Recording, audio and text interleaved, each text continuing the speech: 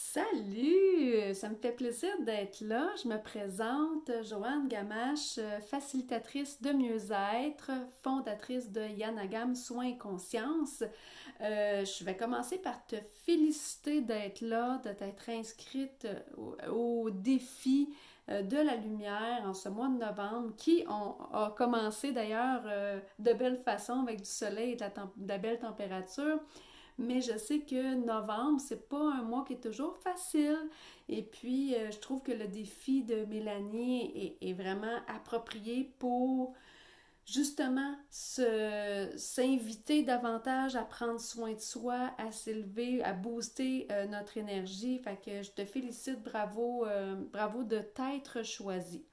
Puis, moi, ma contribution, je suis vraiment dans le domaine du mieux-être, du développement personnel, puis c'est ça que je vais t'apporter aujourd'hui. Je suis pas tant, même si je suis très sportive puis que je suis très active, je bouge beaucoup, le mandat que j'ai choisi, ce que j'ai choisi d'offrir est plus vraiment dans le domaine du mieux-être. Et puis, c'est ma contribution pour toi aujourd'hui. Le premier thème que j'avais envie d'aborder, c'était en lien avec vraiment, justement, l'amour de soi, l'engagement, parce que je trouve que ça en prend pour se lancer dans un défi comme ça. Puis ça m'a ramené tout de suite à mon slogan. Le slogan de mon entreprise, là, dès le départ, là, sans trop savoir, je ne sais même pas si j'avais encore mon nom d'entreprise, j'avais déjà un slogan qui est se choisir en toute conscience. Puis ça, se choisir en toute conscience, ça veut pas dire d'être égoïste. Ça veut juste dire qu'on sait s'accorder suffisamment d'amour pour se choisir quand c'est le temps, pour mettre nos limites aussi, pour savoir se prioriser, pour être capable de dire non à l'autre occasionnellement. Puis se choisir en toute conscience, c'est pas euh, ne jamais considérer l'autre autour. C'est pas de ça dont il est question. C'est surtout de, de se choisir avec bienveillance quand c'est le temps et puis de devenir, dans le fond, c'est de s'accorder le droit, le temps, l'opportunité d'agir pour devenir ou être la meilleure version de soi-même. Puis ça, c'est positif en soi parce que quand on est la meilleure version de soi-même, on devient un modèle invitant à suivre. Puis c'est ça, en fait, c'est à ça que je vous invite. C'est à vous regarder, puis à vous demander, est-ce que vous vous accordez suffisamment d'amour, de temps, de bienveillance pour prendre soin de vous et être la meilleure version de vous-même. Parce que quand on est la meilleure version de soi-même, on est une meilleure femme, une meilleure amie, une meilleure maman, une meilleure employée, dans le fond, c'est ça. C'est quand on prend le temps pour soi, on devient meilleur pour les autres qui nous entourent. Fait que c'est loin d'être de l'égoïsme. Par contre, particulièrement les femmes, j'ai l'impression, je pense qu'on est assez bonnes pour se sentir coupable. On se sent coupable de ne pas s'occuper des enfants ou de les faire garder, de choisir de se payer une soirée de filles, une fin de semaine même. Je connais des femmes qui ont pas osé partir pour un séjour d'un week-end, ne serait-ce qu'en couple, ou même pour une activité personnelle à soi avant que les enfants soient très grands. Puis on les aime, nos enfants, puis on l'aime, notre conjoint et tout, mais on a le droit de s'aimer, de se démontrer de l'amour aussi. Fait que c'est ça, c'est pour ça que je trouve ça fantastique que vous soyez là, vous avez décidé de vous prioriser d'une certaine façon. Vous avez aussi pris un engagement envers vous-même.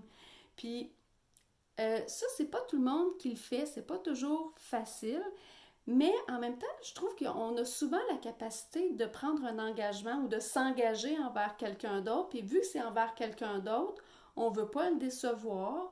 Donc, on va tout faire souvent pour respecter notre engagement.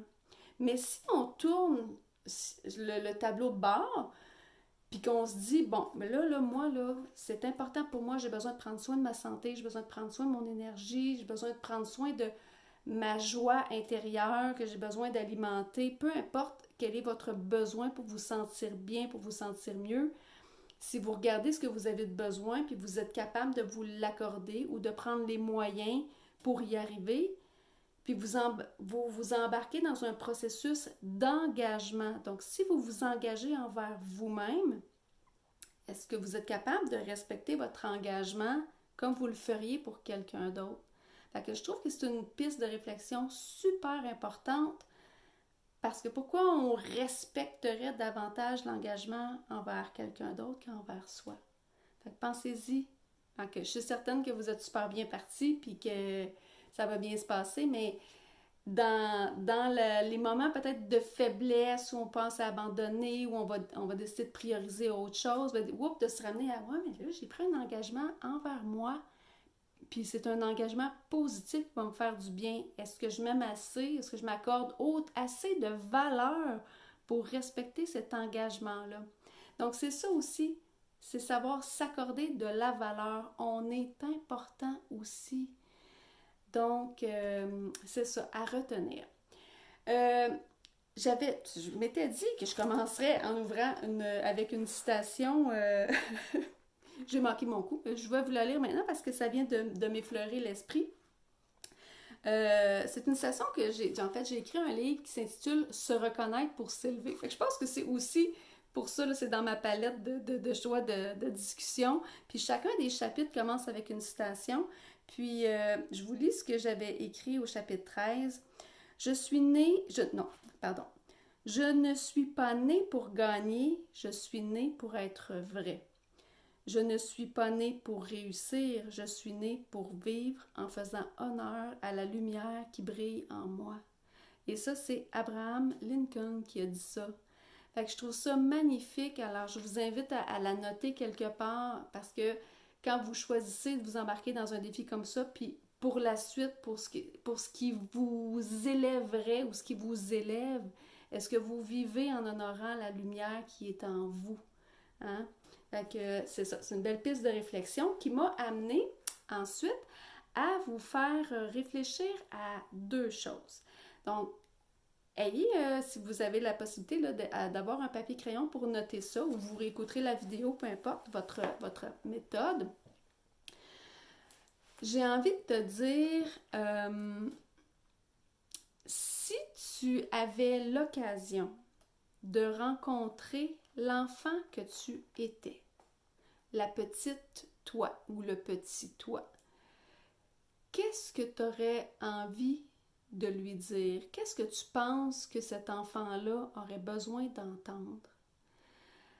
Je t'invite à lui écrire une lettre, prendre le temps d'y réfléchir, de te replonger dans qui tu étais. Puis, je te fais faire l'exercice dans le fond pour parler à l'enfant intérieur qui est en partie, qui est encore en toi, pour peut-être trouver une façon de te réconforter, de t'apporter de l'amour, de t'apporter de la joie, ou ne serait-ce que de t'apprendre à t'accorder de la valeur, à t'engager envers toi. Donc, les encouragements, en fait, les encouragements peut-être que cet enfant-là a besoin. Bref, c'est très, très personnel, mais c'est un bel exercice de réflexion qui va m'amener ensuite à te proposer un deuxième exercice de réflexion. Après avoir parlé à cet enfant-là, hein, puis là, maintenant, tu es adulte, tu es ici maintenant.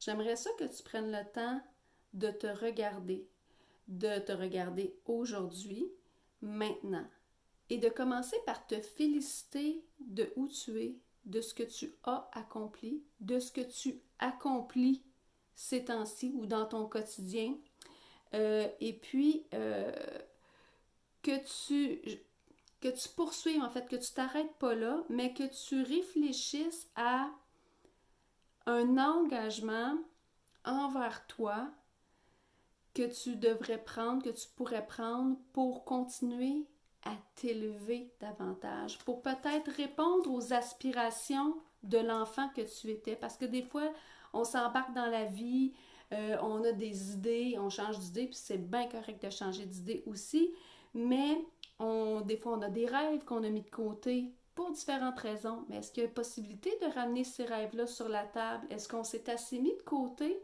Est-ce qu'il est temps? Est-ce qu'on fait ce qu'on a? Est-ce qu'on fait ce qu'il faut pour s'épanouir d'une certaine façon. Fait que vois-tu, j'aimerais ça que tu partes de ce que l'enfant que tu étais aurait eu besoin d'entendre peut-être pour s'aider à grandir. Puis maintenant que tu es rendu grand, qu'est-ce que toi, tu es capable de te dire avec honnêteté pour te lancer vers ton meilleur épanouissement. Puis ça m'amène à terminer avec une deuxième citation de Pema Chodron qui va comme suit. L'agression la plus fondamentale envers nous-mêmes, le mal le plus fondamental que nous pouvons nous faire est de demeurer ignorants en n'ayant ni le courage ni le respect de nous regarder avec honnêteté et douceur. Donc, c'est comme ça que je vais terminer cette petite capsule qui invite à la réflexion. C'est la première de 4 que je dépose aujourd'hui au début de ce défi-là. Et je te souhaite, dans le fond, de reconnaître ta beauté, ta valeur. Je te souhaite de t'accorder tout l'amour dont tu as besoin, la bienveillance, la compassion, etc. Puis, la force de t'engager envers toi-même pour honorer la belle personne que tu es. Donc, j'espère que tu as apprécié, puis on se revoit la semaine prochaine pour une deuxième capsule. À bientôt! Ciao!